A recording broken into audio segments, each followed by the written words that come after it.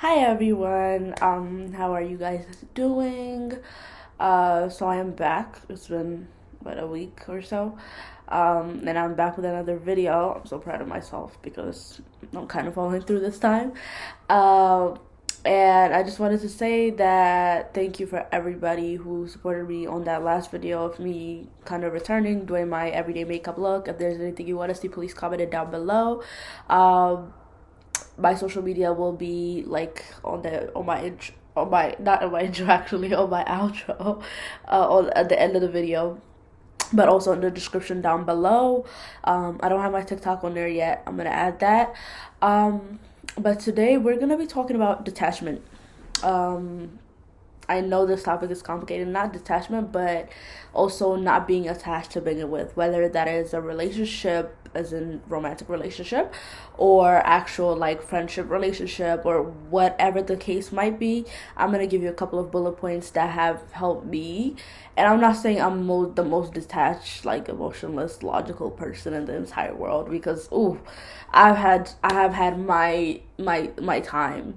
And then but I have learned through every experience I've went through, especially this past year has just taught me so much about what I need to know about detachment and attachment and my attachment style, all of that stuff. So we're gonna be sitting down and chilling. Grab a water, grab a coffee, grab a wine if you're older than 21, and we're gonna sit down and just talk about that. And make sure if you're not subscribed to subscribe. Make sure you support the channel by sharing this video, commenting, or anything you need to do. If you like this video, make sure you give it a like down below. Make sure you follow me on my social medias if you don't already. I will follow back. And I'll see you guys on the video. Anyway, so I didn't write anything down, like I didn't put notes or anything, so I'm just gonna be going off the top of my head. This video is actually inspired by a YouTuber that I just seen. She just did a YouTube video on the topic, not just, but maybe 2 weeks ago. And I was like, you know what? I have my own like experiences and stuff to add to this, so let me remake this video on my channel. But I will list her channel down below if you want to see her version of, and hers is like amazing.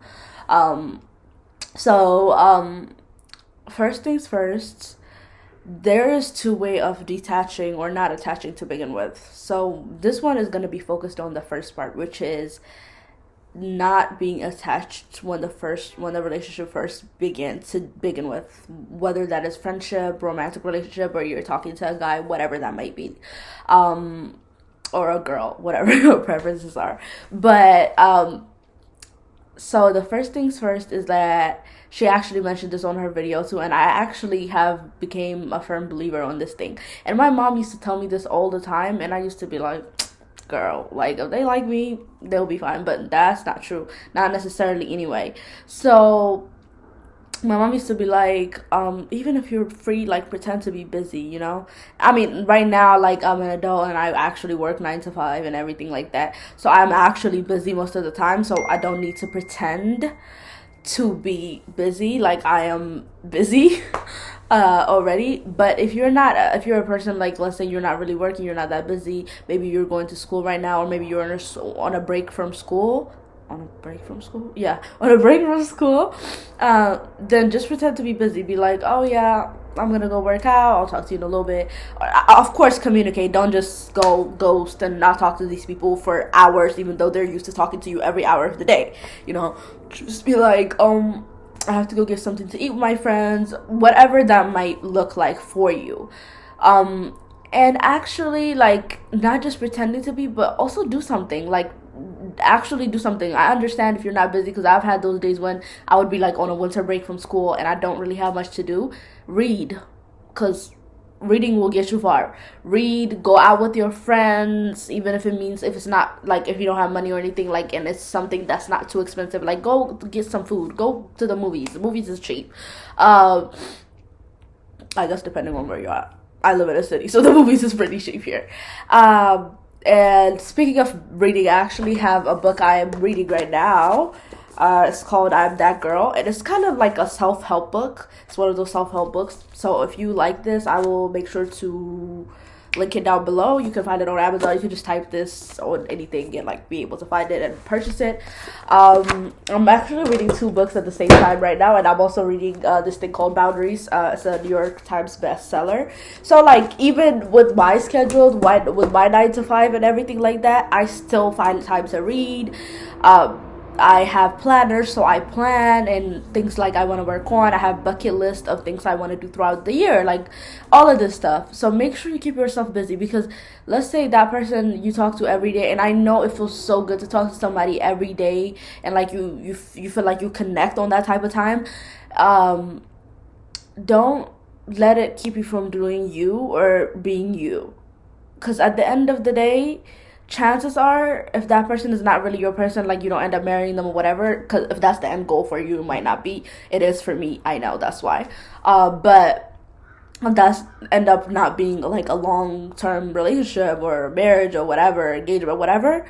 At the end of the day, guess what you have to fall back on? You keeping yourself busy. You fall back on working out, staying healthy, hydrating yourself, reading, working, making money, saving, planning. All of that stuff that you do for you is what you have to fall back on. Because, and I know from experience that I've talked to a guy, not even like a social issue, but I've talked to a guy for almost like 6 months, 7 months straight, and then once I stopped talking to him every day, like I kind of was like, damn, what did I used to do when I was not hanging out with him or talking to him or going out to eat with him or doing this and that with him? So it's like you only have you to fall back on. So make sure you have that lined up for yourself, and make sure you keep on doing it, no matter how good it feels to hang out with that person every day. And this is actually one of the topics that the girl mentioned on her video. I keep on saying the girl. I'm gonna find out her name and link it down below, but she kept on saying that I know it feels like amazing to hang out and to go on 5 dates a week, blah blah blah, with that person, but make sure you're less and less available. Like, don't say yes to every date, don't say yes to every activity, don't say yes to every coffee date. None of, like, don't be available all the time. And even when you're on the phone with them, let's say it's a long distance thing and y'all just on the phone every night for like 2-3 hours more, whatever, make sure you cut it off in that first second 2 hours. Don't mess your sleep schedule for no boy. I'm telling you, it's not worth it. It's not worth it, because whoever the right person is, it's not going to make you need to do none of that. And he's going to prove himself in the long run anyway. That's one, the keeping busy whole going thing. All of that I just mentioned. And second thing that I noticed is that most of my, like, this is specifically for just relationships and situationships and stuff like that.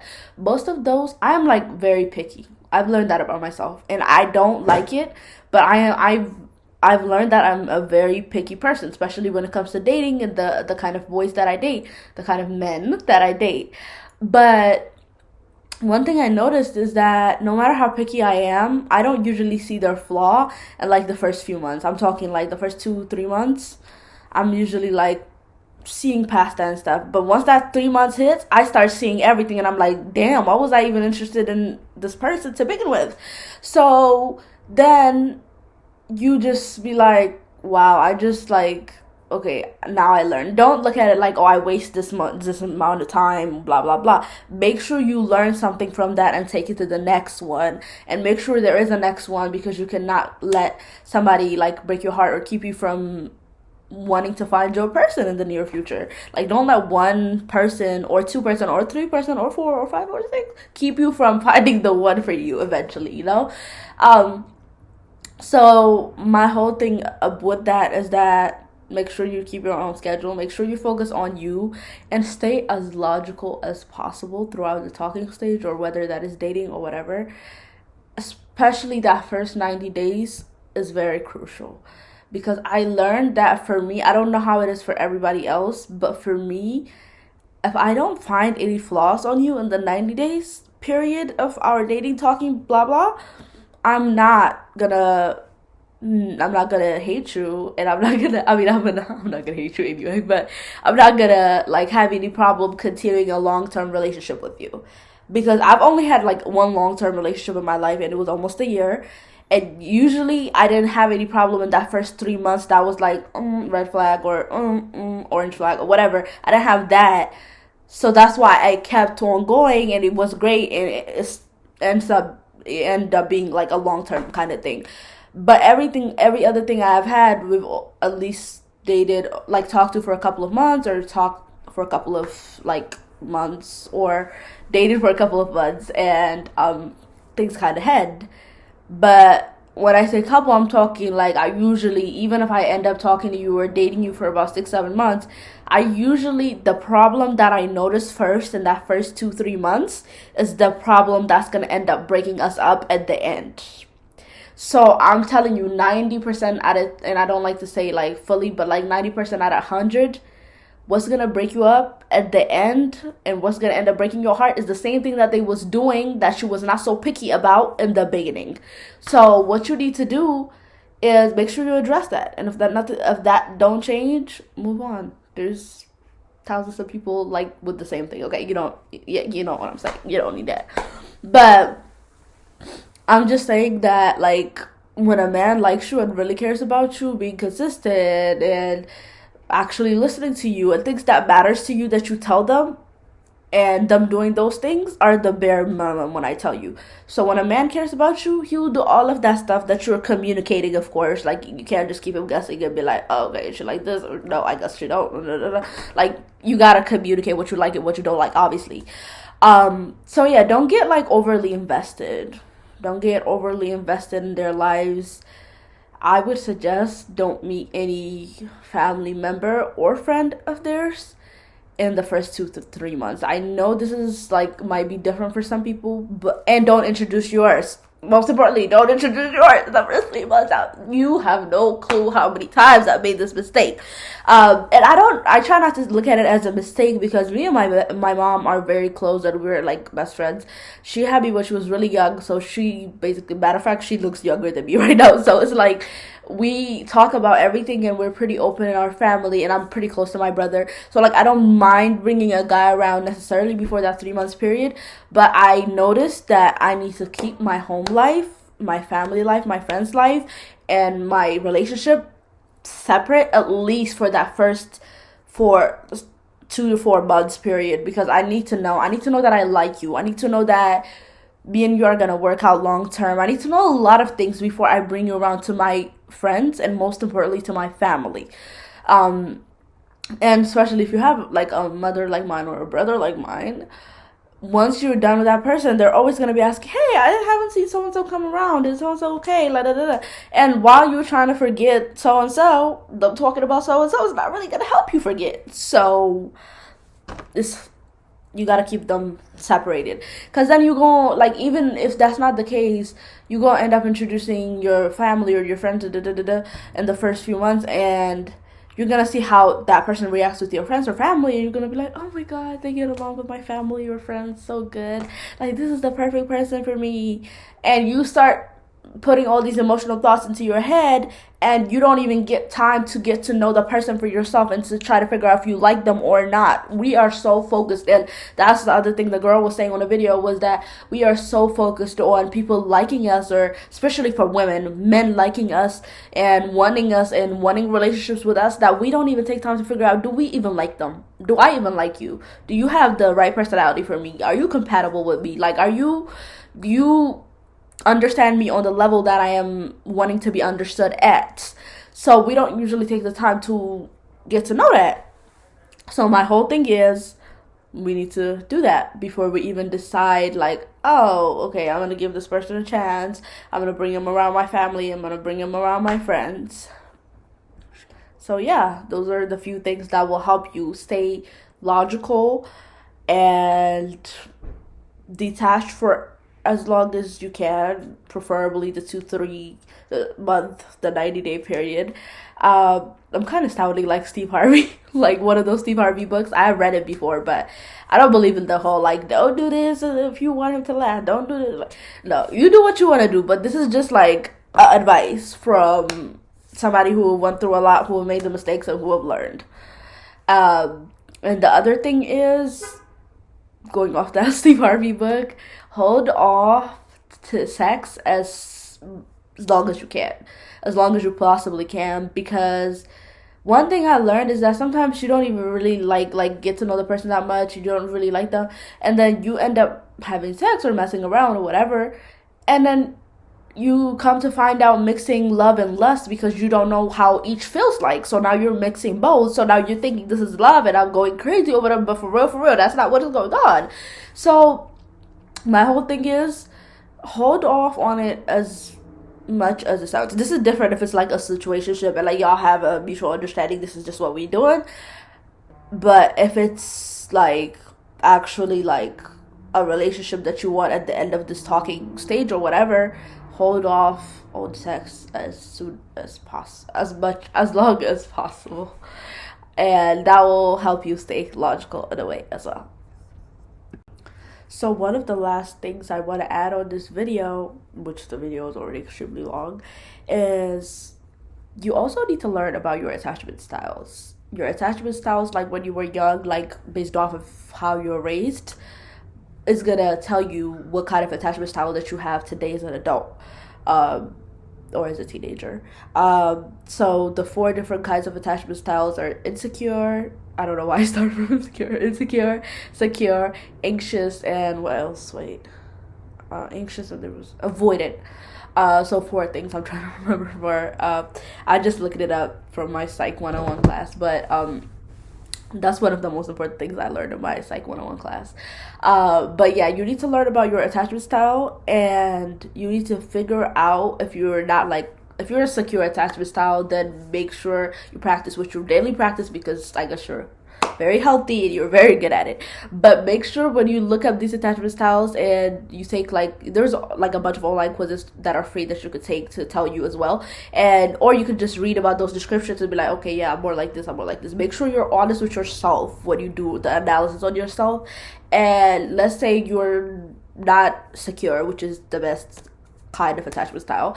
If you're not secure, then you need to be able to possibly find like a therapist and make sure you work on that, because there is, I know most people tell you, oh, you're this style because your parents raised you this way, and that's it. But that's not it. There's ways to change your attachment style. Like, it's gonna take time, it's gonna take lots of work, but there's a way to do that. And I talk about attachment styles because I really think they affect our relationships as an adult, and I didn't even like think of how these affected me until like way after, like a few months after I graduated college and I started dating someone, and I realized like I don't even like really love the person, but I was very attached to them, you know, like I want to talk to them daily, I want to see them daily.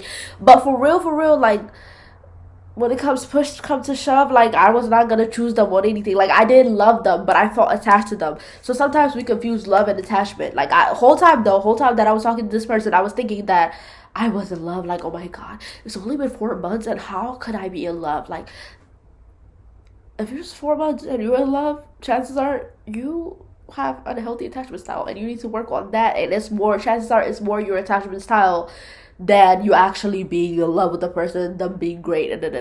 Like, take your time and make sure you figure out, like, am I even vibing with this person? Like, do I really even like this person? For yourself. And most importantly, I don't think anybody falls in love in like less than 2 months, because at that point, then you definitely know you have an unhealthy attachment style, and you need to run to the nearest therapy session and talk to them. Okay, don't run to the nearest therapy session, but make sure you find a therapist and like talk to them and work on this, because it's like there is ways to change it. It's just gonna take time. It's gonna take effort. It's gonna take a lot of work. Speaking of attachment styles, there is this. If you're on this video, I do suggest this. There's this podcast I've been listening to, and I actually found it on the girl's TikTok, and I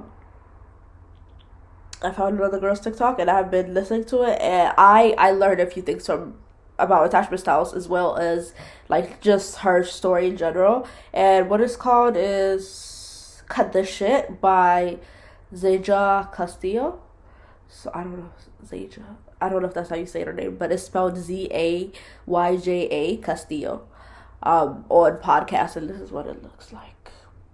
So I like, her voice is very soothing to me. That sounds creepy, but like I like how she talks. Like, she keeps it 100, she keeps it a buck. So I love doing that, and like making sure that I like listen to podcasts and read and like make sure I keep my mind healthy. And I'm currently not in therapy, but I'm working on my attachment style on my own too, because I have like a mix of anxious and avoidant, which is like, I guess, the worst you can have. I don't know.